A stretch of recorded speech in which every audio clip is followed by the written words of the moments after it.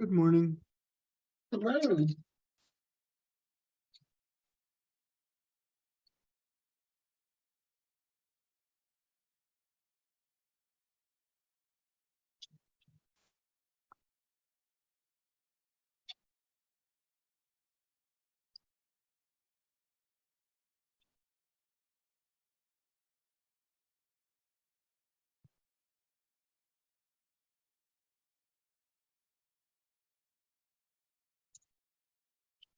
Someone asking me about what we do when we encounter bed bug infestation. So trying to finish up that email real quick. What you do with bed bugs? What? There's no Avoid bugs. Good morning. Yeah, we've run into that situation a few times. We actually wear our Tyvek suits and masks Mm-hmm. and then decontaminate everything afterwards. That's all you can do. We talking about bed bugs? Yeah. Mhm. I had bed bugs when I was a teacher. I got them for my kids somewhere. They're not fun. No, they're very hard to get rid of. Yeah, truly. I always thought about them as this like mystical bug that you just heard about. And then I learned. Kind of like head lice, right? No one ever gets that. Well, yeah, there's a lot of like, it really messes with your emotional brain too. Like then you just start seeing dots and you're like, that's one. Mhm. We had a So. bed bug infestation that was so bad in a shelter I ran. We treated it, couldn't get rid of it. We had to pull all the carpet in all the rooms, recarpet, new furniture. It was thousands of dollars. Yeah. Yeah. And then you're still thinking, did we get them all? Yeah. Yeah, we pretty much went in, we treated. After they treated, because it's like a 3 treatment process, they went in and treated. After they treated the first time, I pulled all the carpets and got them in the dumpster, got rid of all the furniture. They came in and did the second treatment with nothing in there, and then put in the new carpet and new furniture and treated it all again. I was like, that was the nuclear option. Yeah. Wow. Quorum now, yay. Glad that I don't have to do that anymore. And then we got smart at another shelter, and there's like a little oven type thing that you can buy, and you can just, people coming into shelters, you can put all your stuff into this little high temperature, low temperature little oven. It sort of bakes everything to kill the bed bugs, but it doesn't destroy most of your belongings. Oh boy, what led to this discussion? If we're talking about bed bugs, I'm leaving because I have not recovered from last summer. Oh my goodness. No, one of Don't Alan's fault, undo my Alan's fault. hours of therapy. I'm not even kidding. Tough it out, Ross. Tough it out. You can do it. providers that works with elderly is asking what we do in EMS when we encounter a situation like that, because he needs some ideas of how to keep his staff safe. So that's what I was Oh, you're just, fine. I was just finishing up an email when we got started on here. Well, we definitely have a quorum now, so we will go ahead and get started. All right. So welcome everyone. Thank you all for being here so promptly. I love it. I was telling somebody the other day, how I have this pet peeve about starting meetings on time. And it's not just for me, it's because if you bother to get here, you kind of want to go ahead and start, right? So it's out of respect for those who are able to get there early. And I've noticed that as with the HSAC, more people are showing up at the beginning of the meeting on time, right? We better get here because we're gonna miss something. Right. So minutes. Did we get minutes? We haven't done minutes yet. Melissa and I are working on coordinating it. I forgot to send hey, I need the info prompt. Hey, I don't remember seeing any. Did I miss it? Because it would be quite possible that I could have missed it. Okay. It's on me. I've forgotten to request when I needed to do them. That's okay. We can always approve them next meeting. So at least At least I know I haven't completely lost my mind. Yeah, it's just only partially. All right, perfect. We will skip that one. And the next thing on the agenda is the attendance report. Yeah, It's- Melissa has that. In case y'all are wondering, Colin private messaged me the agenda and y'all haven't seen it. So Yeah, so I just didn't know if you had anything else that you wanted to add to it, Helen. No. If not, I can, because I've been up to my eyeballs, so I apologize for not getting it out sooner. So, 85 yeah, go ahead. deadlines at once. Yeah, you want to go ahead and take over and do that, that's fine. Yep, well, I just put the agenda in the Oh, chat, cool. Yep. Thank you. so I figured I'd do that for you. Thank you. Appreciate that. You- Now y'all can see what I've been looking at. Yeah. Not some magical thing that we just come up off the top of my head. Y'all be in trouble. So, Melissa, do you have the attendance report? Do you want to go over that?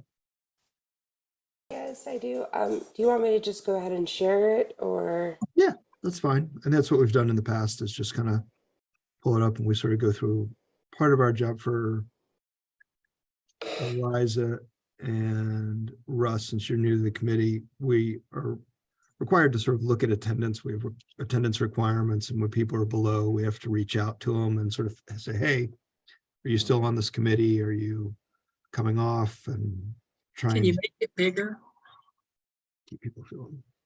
keep people engaged.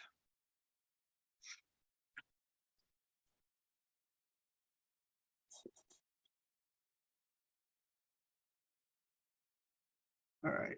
So, Melissa, if you want to walk us Mhm. through.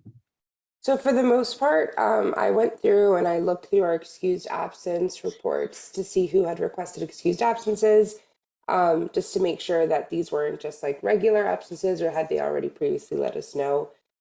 If someone had requested an excused absence, I did not count those absences against their attendance.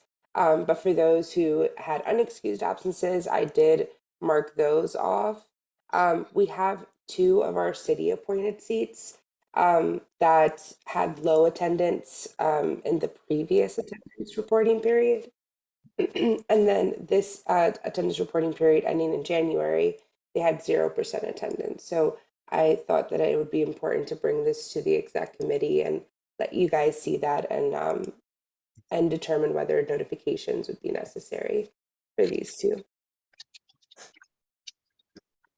I have had conversations with Angel Vic Lewis, and she said that she is attending. She just started. She's got 2 years left on a 3-year term.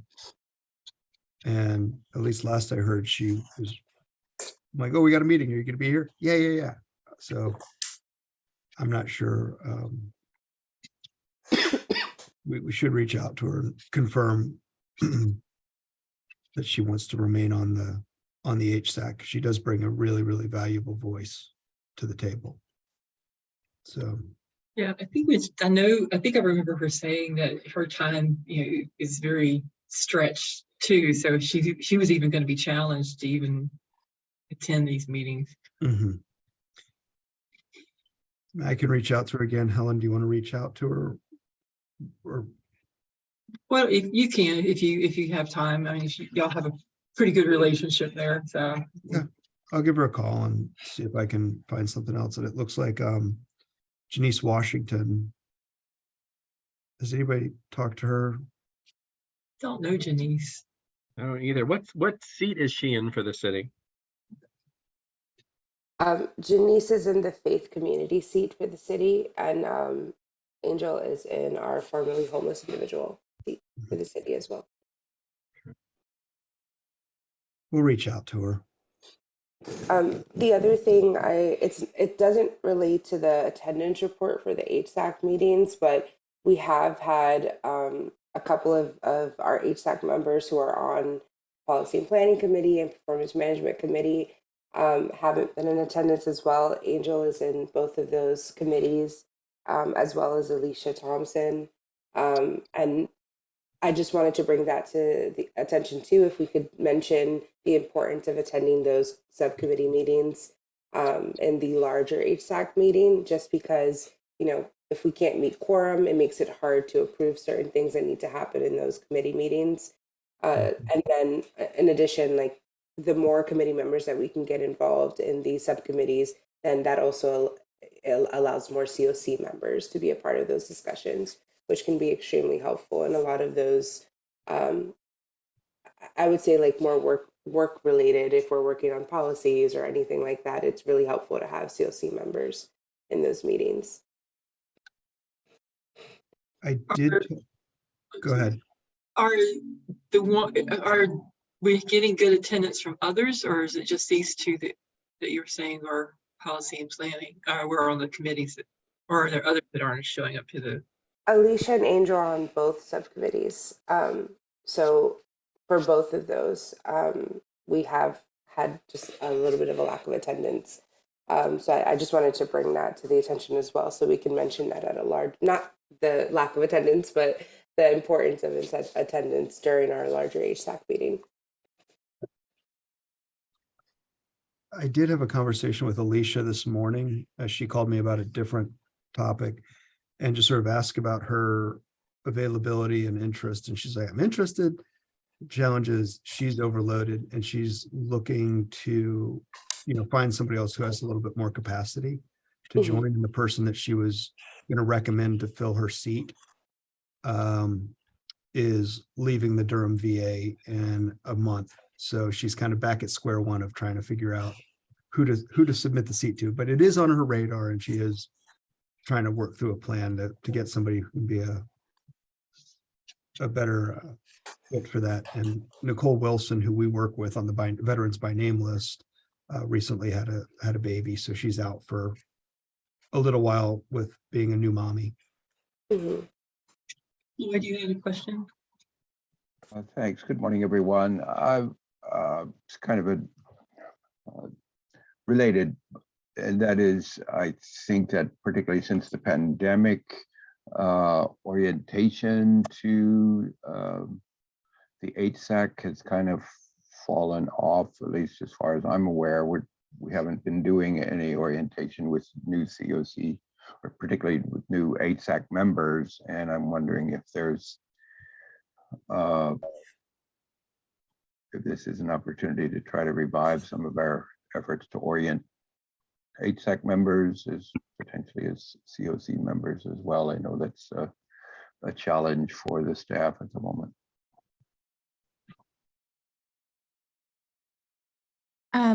I'm curious, what is the requirement? Like, what is the percentage that we're looking for as kind of like the line? Because I think what we're highlighting is the 0%, but and then others have 100%, then I'm seeing 150%. So just curious. I believe it's a certain number of unexcused absences per quarter, if I'm not mistaken. But the number is just escaping me from the moment off the top of my head. I'm with Jonathan. I don't remember the exact number off the top of my head. I have to go back and look at the interlocal, and it's something that we had, for some reason, I want to say it was changed in real the quick. governance document. Lloyd, do you remember? I'm looking it up real quick. I'll get back to you on that. Okay.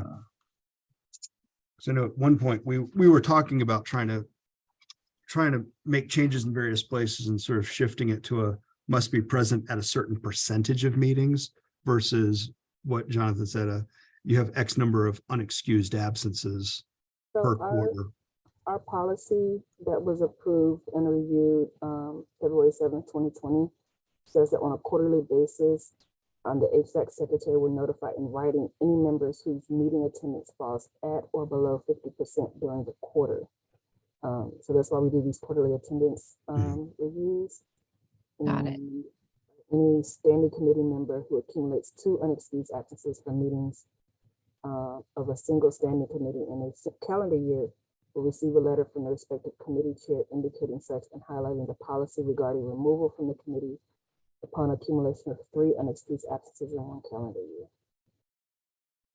Any HSAC member who accumulates 2 unexcused absences from 4 HSAC meetings in a calendar year will receive a letter from the HSAC chairperson indicating such and highlighting the clause in the interlocal agreement regarding removal from the HSAC upon accumulation of 3 unexcused absences in 1 calendar year.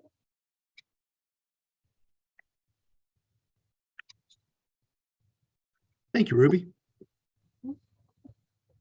And those policies are attached to the calendar invite that comes out from the Durham Open Doors. So it should be attached to every HSAC meeting that's on your calendar. Thanks. So if I heard you correctly, at or below 50%, is that right? At each quarter, so Order, so wouldn't it be that we need to also get in contact with Halsey Hyman as well? mhm. And I guess my second part of that question is, have we ever had a process, not really like a phone chain, but almost like folks on the committee that are connected to newer folks on the committee, so that it doesn't just feel like at the end of the quarter, someone reaches out and it's more punitive, but maybe like I would be happy to meet with new members in person, offline, just so that there's, you know, a connector point in a relationship, a personal relationship that's being built. I'm not sure if that's been done in the past or if other folks are doing that, but I could see that, you know, being really busy, trying to prioritize a lot of things and then getting something in the mail that feels really official, you know, could feel a bit punitive to folks. That's a really good suggestion, Liza. And we haven't done anything like you're suggesting. However, we also have, on the flip side, have not been really good at sending really formal punitive letters. It's always been rather than a formal letter, it's been a phone call to Got sort it. of talk it through rather than an official letter. It's been sort of, hey, we missed you at these meetings. Is everything all right? Are you still interested in being part of it? And that's kind of what has happened kind of on this, you know, first, if for lack of a better term, if you miss the mark on a first quarter, it's a phone call check-in. And then the second quarter might be a formal letter if we don't hear anything and you don't show up. That's kind of how we've been doing it. But I like your suggestion. And I also like Lloyd's suggestion of the HSAC, getting the HSAC orientation back up and running. But as he said, it's just been a matter of time and juggling 85,000 things coming at us. Sure. So that is something we do need to get up and running again, especially because we've got a lot of new HSAC members.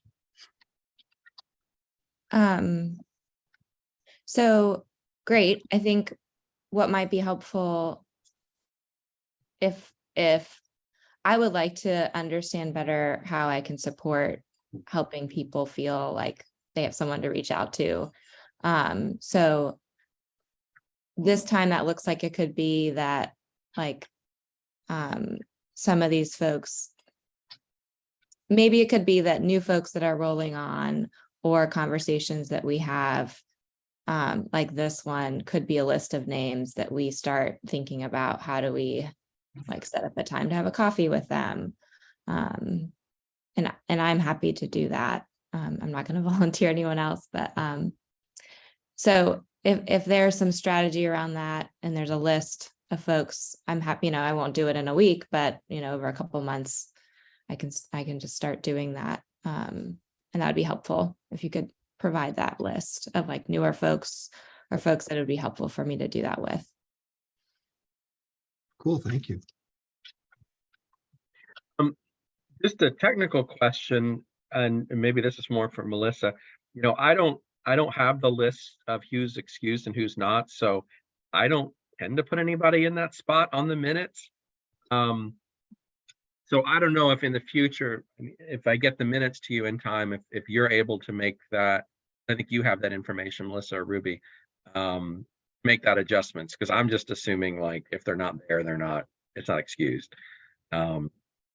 So I don't know if that matters at all. Or if you want me to just generically call it not present. I know for a while, especially at the beginning of COVID, city and the county had said that all absences would be excused regardless because of the COVID, just giving people some grace.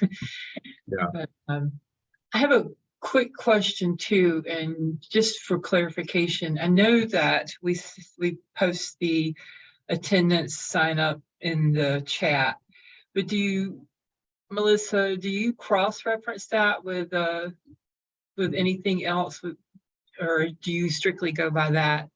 So I'm wondering if maybe some people don't sign up on that, don't fill that form out. No, that's a good question. So this attendance report, I fill it out as people come into the meeting. So Okay. it's filled out as they come in, and I make sure that they're actually there. And the moment they come into that meeting, I give them credit for being there. And then what I do is I cross-reference like my email to make, because some people will just email me directly, letting me know ahead of time that they can't be there. And then I also look at, we have a form or excused absence form. So I look at the submissions there as well to see if people submitted anything. There are some people who don't let me know until like the day of though. So because of that, I just have to look everywhere to make sure that I didn't miss some kind of thing that might have come up for someone. Thank you. I appreciate that. That's exactly what I would do in your spot. I'd be looking, counting them as they come in too, because that's just how I work. So I appreciate that. Well, good, because I know that sometimes people probably don't fill out those forms or don't see it or are not paying attention to the chat or something like that. But thank you for that. Okay. Do we have anything else on attendance that we need to talk about? Not that I'm aware of. We'll do the outreach to the folks. We just wanted to bring it to the committee's attention, and good discussion on sort of how to help improve it and help make people feel more welcome. Yes, awesome. Yeah, I hope that you can. I think we talked about the orientation previously, and I think I understood there was a recording or something was recorded, but are people even being asked to watch that? There is a recording, and I haven't gone back and looked at it. Lloyd and Honolulu did it back in, I want to say 2019. Does that sound right to you, Lloyd? 2019, 2020? And a lot of it, from my understanding, is a lot of technicality stuff. So it definitely needs probably an update, but Lloyd. Yeah, I'm sure it's dated.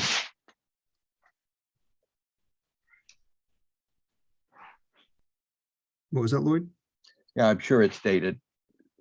We haven't done anything for some time. Because that might be easier since y'all are so busy. If you had time to do a new recording rather than trying to organize meetings with a bunch of different people, but there was no work. Yeah. There's no test at the end. No test at the end. Did they really watch it? I'm sorry, I was just thinking about some folks that when we do our virtual continuing education, how many chores they get done while that's playing. Anyway. Okay, well, let's move on to the next thing on our agenda is appoint Renee Vaughn to performance management. So I'm assuming that needs a vote from the HSAC, is that right? Or is that just a point of order that we're just going to do? I don't remember how that works. Or for the exec committee, rather. It is executive committee. I have to go back and look now. Executive committee appoints. The HSAC doesn't have to approve it. Yeah, that's my recollection, is it's the executive committee that appoints. And as the chair of the performance management committee, we need people. So I don't know if it'd be appropriate for me to make the motion on this one, but I want to.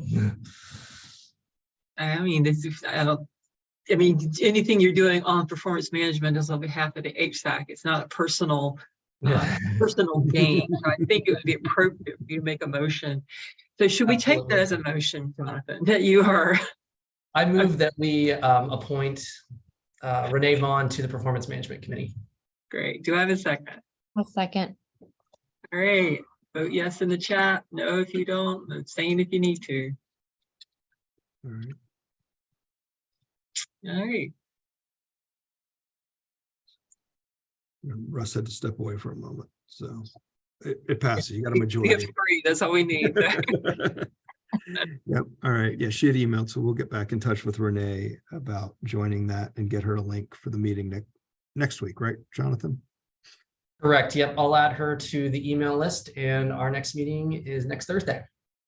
All right, and we will inform the HSAC of Renee's appointment to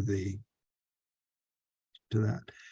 The next one is we have a seat on the HSAC for a victim service provider, specifically domestic violence services. And historically, Durham Crisis Response Center has sat in that seat and filled it because they are the primary domestic violence provider in Durham. DCRC has had a lot of transition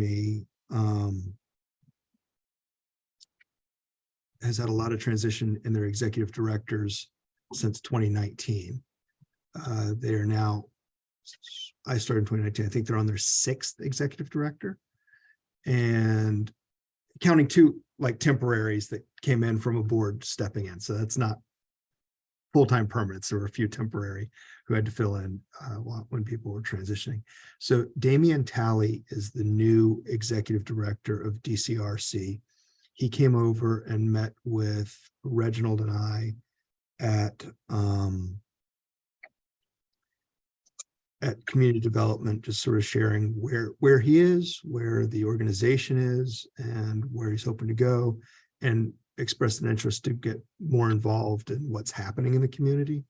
So I said, what a coincidence. We happen to have a DV seat on the HSAC, and we could use some people to do some things. So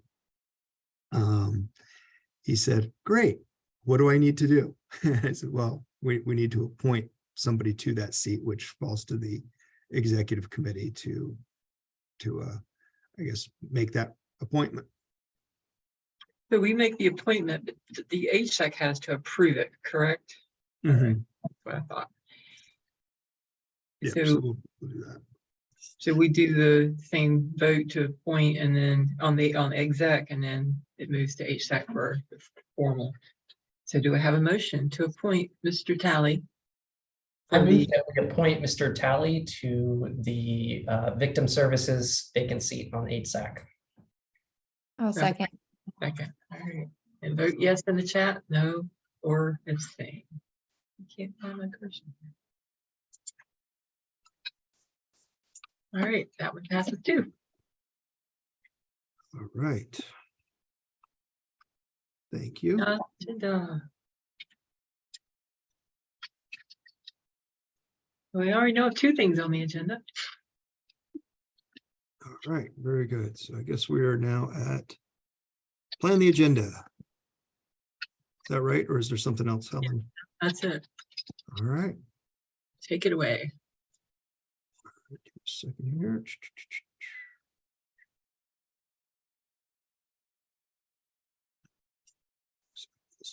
All right, so we've got our normal starting stuff. Jonathan, it looks like it's your turn again to do performance management update. What do you want, 2.7 minutes this time?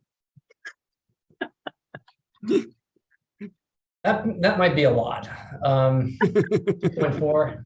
Yeah, I try to keep it brief. So yeah, 5 minutes max. Okay. Gaps analysis, if I recall correctly, I think this is Colleen Herbert and her team. Lloyd, do you have the details on this by any chance? Or do I need to reach out to Helen?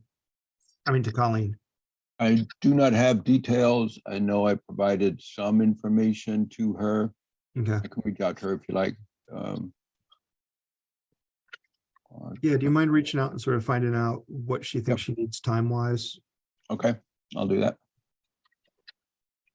And then it looks like we have a new seat that was appointed by the city to fill their nonprofit seat, Humphrey Truitt. So appointed seats do not have to be there, correct? Correct. The city council appoints that person to the seat. We need to approve Damien. And inform Renee.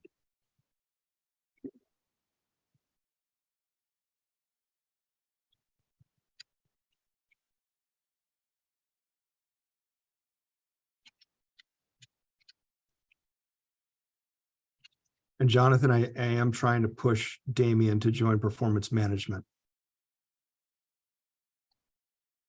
Well, I appreciate the push. I think it's a good place for him to get started. He would be good for him to be on both, but if he only has time for one, coming in and trying to get your head wrapped around what the performance standards are is a good place to start. Plus, they need 4 more members. 3 more now. Okay. I put on here just the home ARP update as the draft of the home ARP plan is currently in the agenda cycle for the March 20th. March 20th City Council meeting for one more public hearing on the plan and for City Council to adopt the plan or approve the plan so that we can submit it to HUD. We should share the plan, I guess, officially with HSAC and hear if there's any public comments, thoughts from our HSAC and COC on the plan. So just kind of carve out a little bit of time for a public comment on the plan. And as the plan sits right now, the funding, the $4.3 million is broken out with about $150,000 for admin between now and 2030. And the balance of that 4.3 million will be used for construction or new creating in some capacity or another, creating a minimum of 25 new units of affordable housing to be prioritized for households exiting homelessness. And right now, the plan sort of allows you to do it one of two ways. You could do new construction, acquisition, however you want to do it, to create 25 new units, or there's a way through refinancing. You can refinance a project to create units. Usually refinancing is a preservation piece. However, there's a way you can refinance, use money to rehab the units, which would allow the units to be there. But we put in specifically, if somebody were to apply, the refinancing would only be eligible for vacant units that aren't usable, they're not online yet, because if we're just refinancing units, that 25 units where people are currently living, that doesn't help us move the needle and exiting people out of homelessness. So we put that caveat in there that if you want to do this, it literally has to bring new units online. So that's where the plan sits as of now. And then there's a whole lot of data and all the input we had from the last COC meeting is in there as well. How long do you want to spend kind of getting input or thought on the plan? How long will it take to present it? And then we've got 10. I mean, people can submit written comments afterwards. We could, the plan itself is pretty short. And that's what I share with you, probably 5 minutes. We can get through kind of what we're planning to do, what the data and what we're hearing, and this is what the preference is that's in the current plan. We can probably get through that in 5 or 8 minutes, and then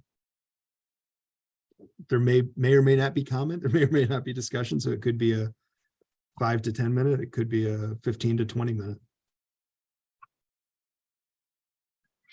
Well, from my calculations, we have about 30 to 40 minutes left in the meeting, so we can take whatever time we need for this, unless there's something else we need to add. So let's do 20 minutes, and knowing it could go a little longer, a little shorter. At least for now. All right, other items that we need to go over in March.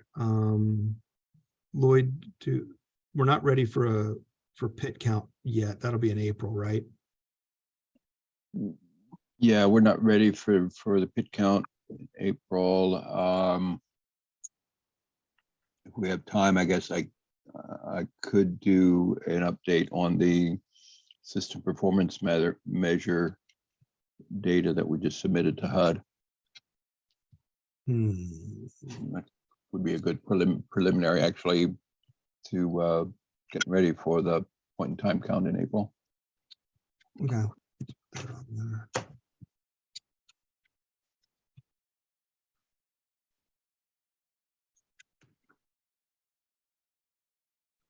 How long do you think that'll be, Lloyd? Probably a good 15, 20 minutes. Okay. Depending on how long things go, we could look at sort of breaking system performance up into two pieces, maybe. What do you think? Sort of starting on some of those measures. Yeah. Yeah, I mean, we've got 6 measures to report on, so we could report on 3 of them at this meeting and 3 on the next meeting. Okay. I'm just trying to think through how, depending on where we are time-wise, if gaps analysis runs long or home ARP comments take longer than expected. Yeah, I just sent to Colleen an email asking whether she's going to be ready. I really haven't heard from her in some weeks.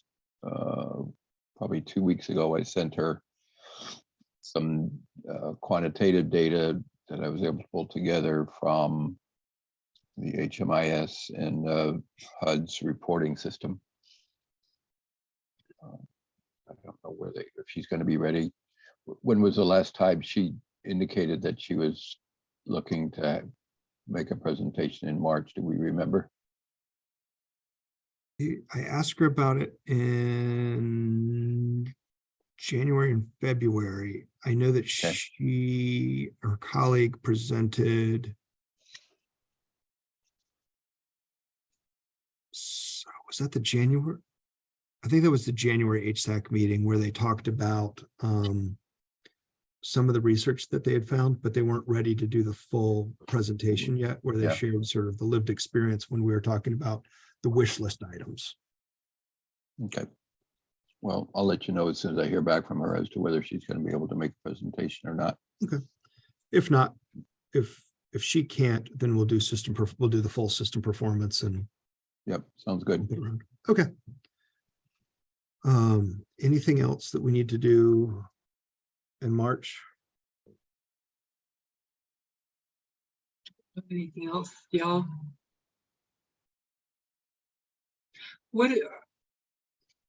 I know we had talked about training, education, just general stuff. Would there be anything that we could include in like 5 or 10 minutes? Just a, hey, did you know, kind of thing, for education wise. Did we?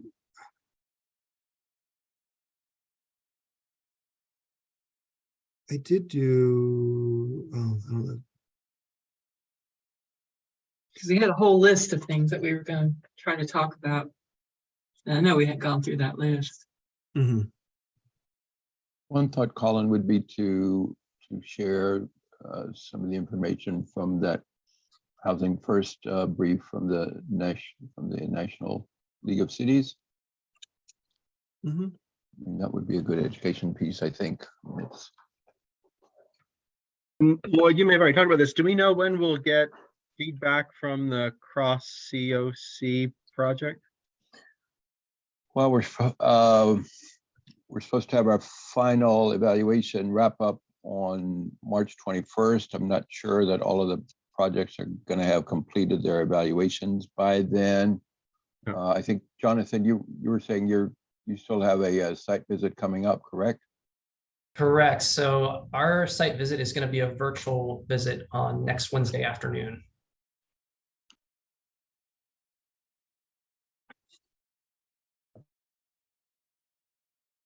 I think we can certainly talk about in April. Depending on what the schedule allows.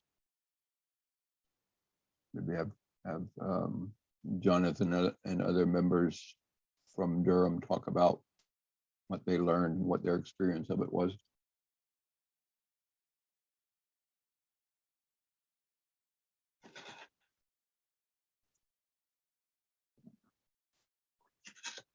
Yeah, I think that's good because I think we do need to continue to remember the educational things that we wanted to get out there. So, yeah.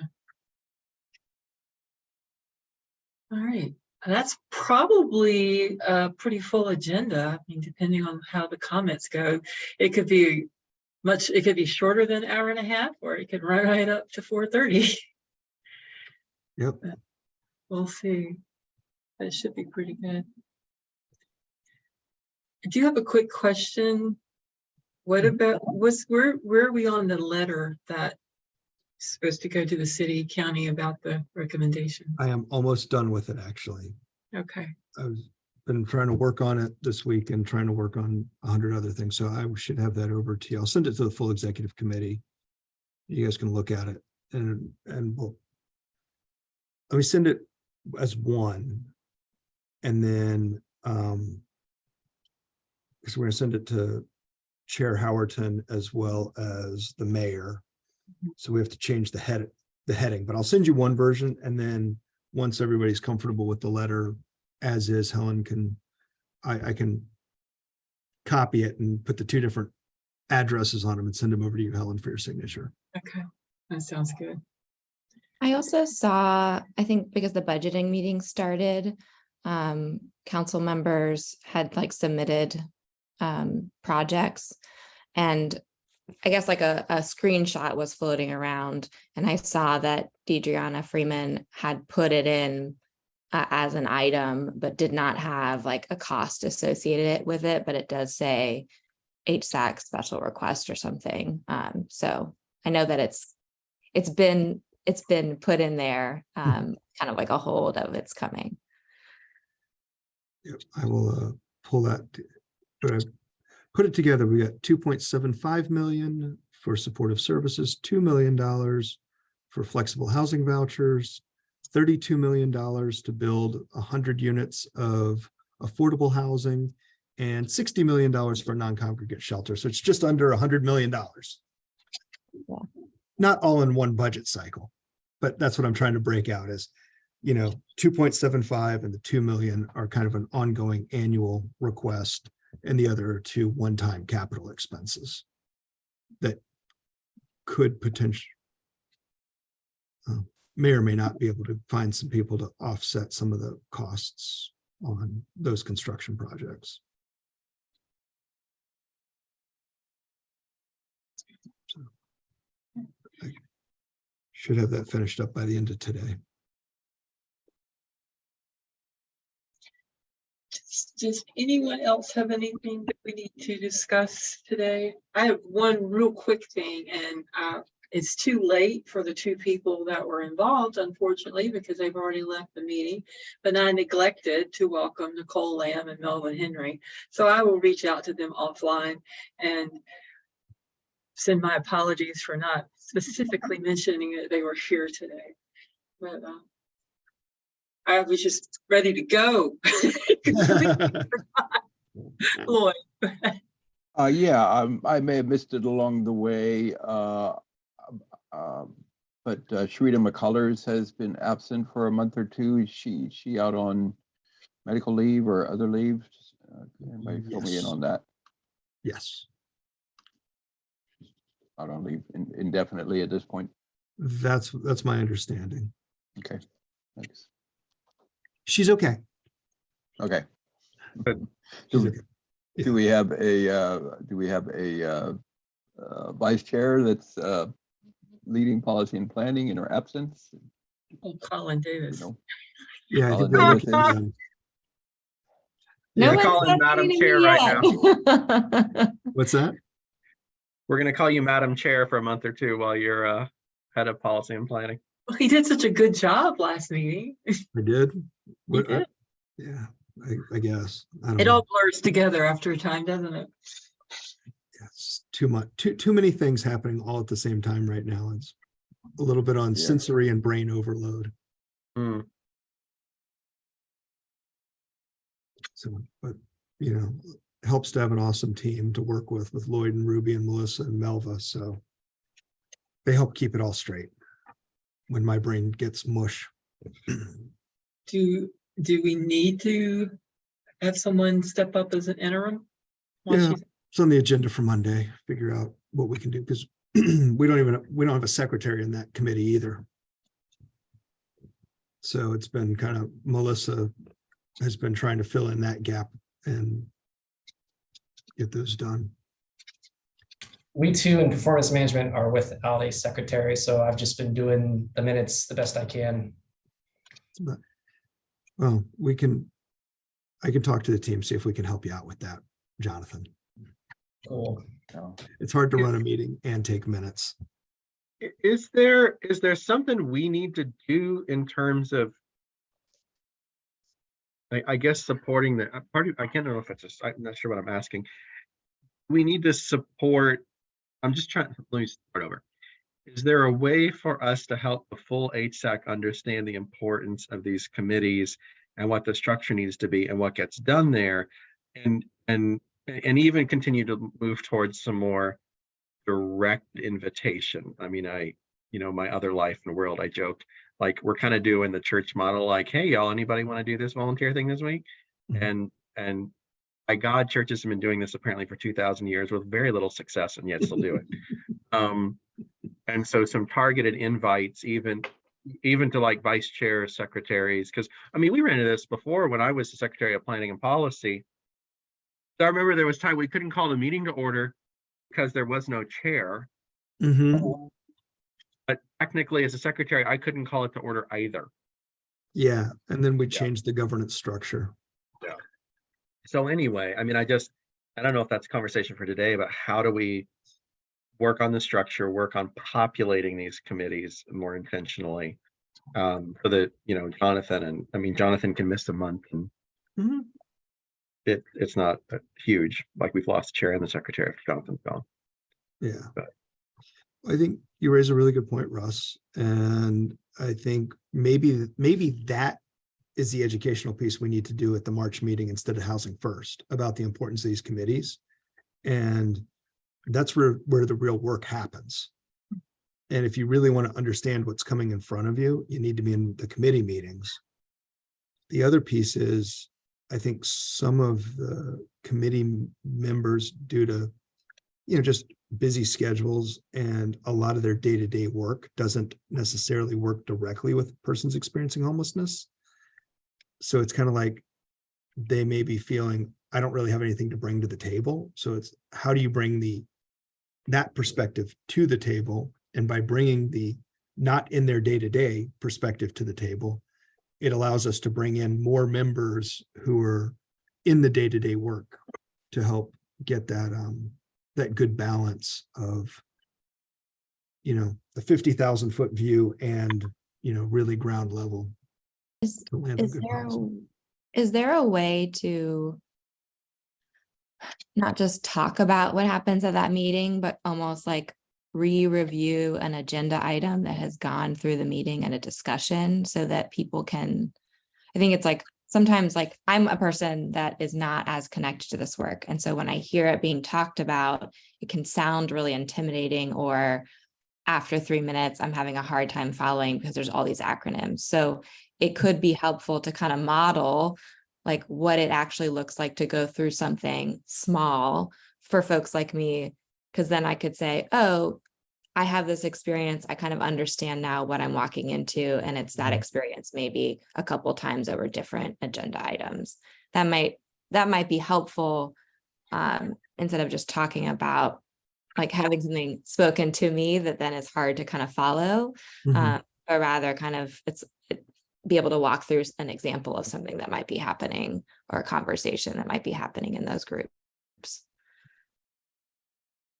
Just an idea. I like it. Well, and I think the other thing too is I mean, I know we all, want to feel like we know what we're talking about and are, fully understand everything when we contribute, but the reality is that we can't know everything. And I would just like for folks to, feel comfortable stepping up, knowing that they don't know everything, and that's okay. Yeah, and I think that's where the relationship piece comes in.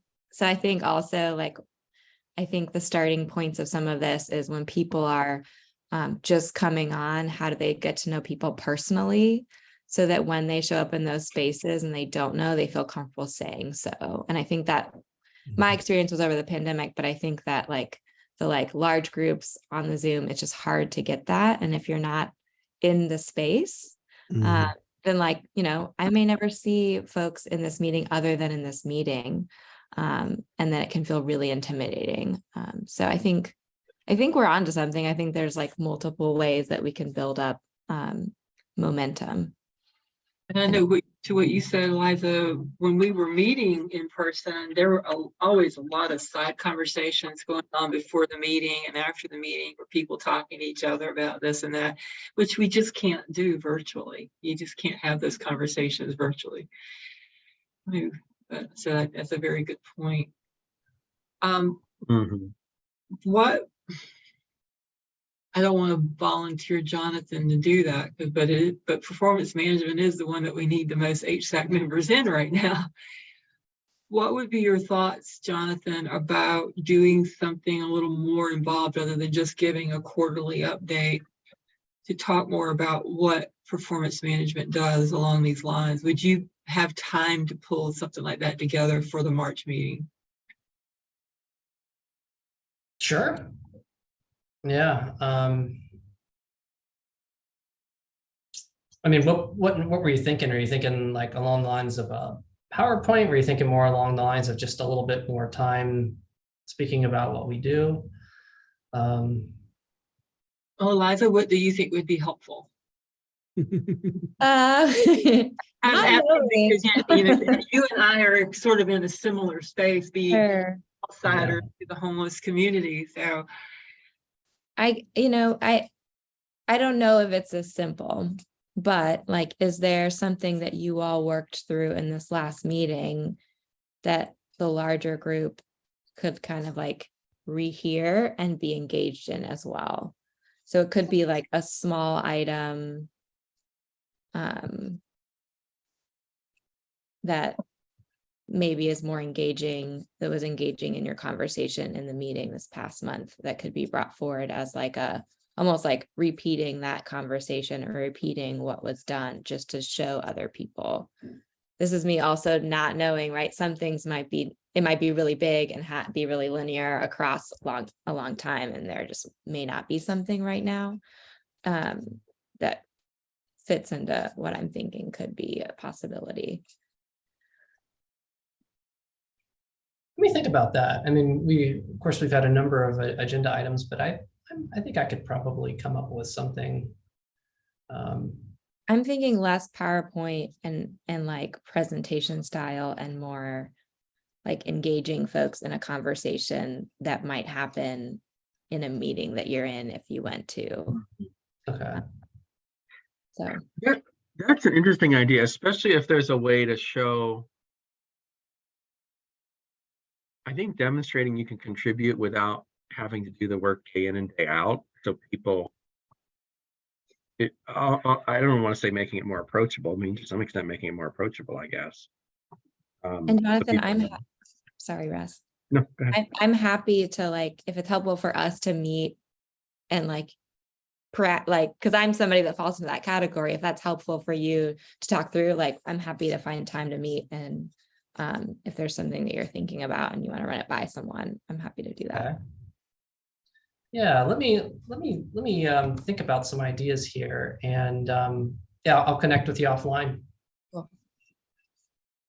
But I like that idea. I think it's definitely more interesting than kind of the traditional committee report where this is what we've done and this is what we're going to do. And I mean, that's, classic classic government. And so I like the idea of tweaking that in a way that's more, Russ is laughing at me, yes. Yeah, make it more engaging. So yeah, I really appreciate that. Yeah. Well, Melissa popped in the chat, but it's true. I mean, I think a couple of these engagement pieces, I mean, people's energy went way up. And so it almost makes me, I mean, we've got a number of pieces to work on the next few months, but we reset in what, August or September? When does like the new year hit for this committee technically? August. August. That's when the officers, my term ends in June. We don't meet in July. So Okay. everything. I wonder if maybe next time we talk about, we plan some kind of in-person, I almost want to say reorientation, relaunch, not to stay permanently in person, but get everybody in the room, reorient into what's important, you know, form these, you know, make sure the committees are well formed. Like we start doing work now so that we kind of, in a sense, launch or relaunch come August.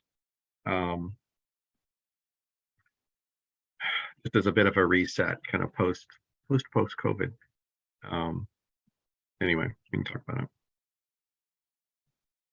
And not to move us too quickly, but I know that's reminding me of what Russ and the conversation we had in this meeting last month around the governance documents.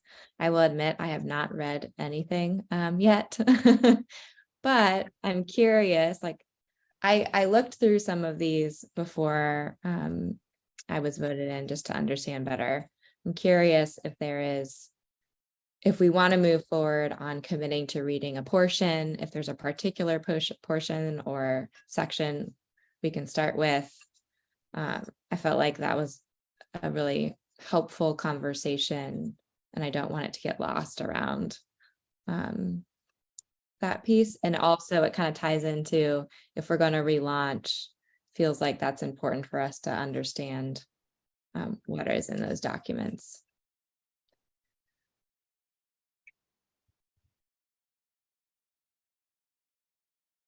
I think it's important. We talk about interlocal agreements and governance documents, but it's just some nebulous thing out there that people are like, oh, okay, I'm not really sure what that means, but yeah, I didn't know anything about that until I got involved on the. Yeah.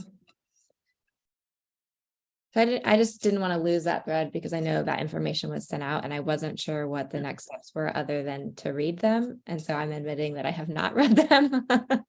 And just curious how we can, you know, if we want to move forward, maybe we can set something together that will motivate me to do what I need to do.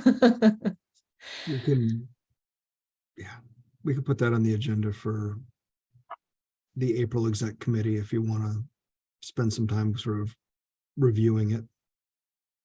Yeah, I'm not sure from your perspective, Colin, if there's like, it feels like a lot to review. So if there's a, you know, if we could say this section is the section we'll look at. And so that helps me not feel like this is so much, I just don't know where to get started and I'm not going to do it because there's so many other things. So I'm just curious if there's a direction from your perspective that in our conversations that would be a helpful place to start that can feel like a chunk, but not an overwhelming chunk.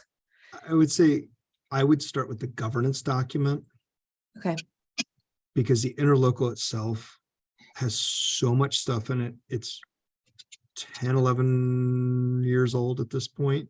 And a lot of the things in there are outdated, no longer required by HUD. And it's just, the interlocal needs to be redone. And a lot of the interlocal established how the HSAC was going to run and how all this stuff worked. And the interlocal needs to be sort of focused on here's what the overall piece is, and then refer to a governance document that the HSAC can update on its own to be able to meet the needs and stuff that HUD requires without having to go through city council approval and county commissioner approval to get an interlocal to agree to do the things that we have to do on an annual basis. Okay, so governance is something that we can change without going through city and county. Mhm. But if there's something we're trying to change in the governance that conflicts with the interlocal, we'll have to, okay, got it. And it's been on our radar we have to redo the interlocal. And the governance charter, the governance document needs some updating as well. And before the pandemic, we were starting that process with the executive committee, and the process that it was going on was, the HSAC is 27, 29 different individuals. And does the governing board of directors essentially need to be that big, is the way the conversation was going. And it was starting in the meetings, and Jonathan, you were here for them. And it was and Helen, you were here. It was starting to feel like it was becoming a personal who stays and who goes conversation versus a what is the job of an HSAC? What is the job of the governing board? My current position wasn't even on the list. So. Mhm. Well, and it's hard not to go that direction, because inevitably when you look at reducing the size of the board, then you have to ask yourself who absolutely needs to be on there. And so, yeah, it did devolve into that. But, I think, and I think the challenging part about all of this is that, as we all know, like, homelessness touches every part of our society, which is why we have all these representatives, because some way or another, it's going to affect everybody, whether you're in the private sector or not. So, yeah, and then COVID came along and all of it just got sidelined. Mm. Well, I think that we definitely need to look at starting to work on that. Maybe even in our next meeting, we can at least start preliminary to decide what we want to look at first on that. But we are out of time today, folks. And normally I would say, can we hang over a little bit? I don't have time to hang over a little bit. Sorry. So this has been a wonderful conversation. Again, I am going to reach out to the two that I forgot to acknowledge their presence in a meeting today, because I felt bad about that. Especially when the first thing on the agenda that Colin posted is welcome. I welcomed as a general, but I didn't welcome the specifics. So I apologize for that. Welcome is a very broad term. I mean, it means a lot of things. And sometimes I need things spelled out. I don't know, just kidding. But anyway, it's been a good conversation. It sounds to me like we're headed in a really good direction, and I appreciate that. So thank you so much for everything today. I will take a motion to adjourn in a second when you're in. I move that we adjourn. I'll second. All right. Y'all can go Bye, home. everybody. Well, I wish you Have a good weekend. Bye. Have a good one. Night.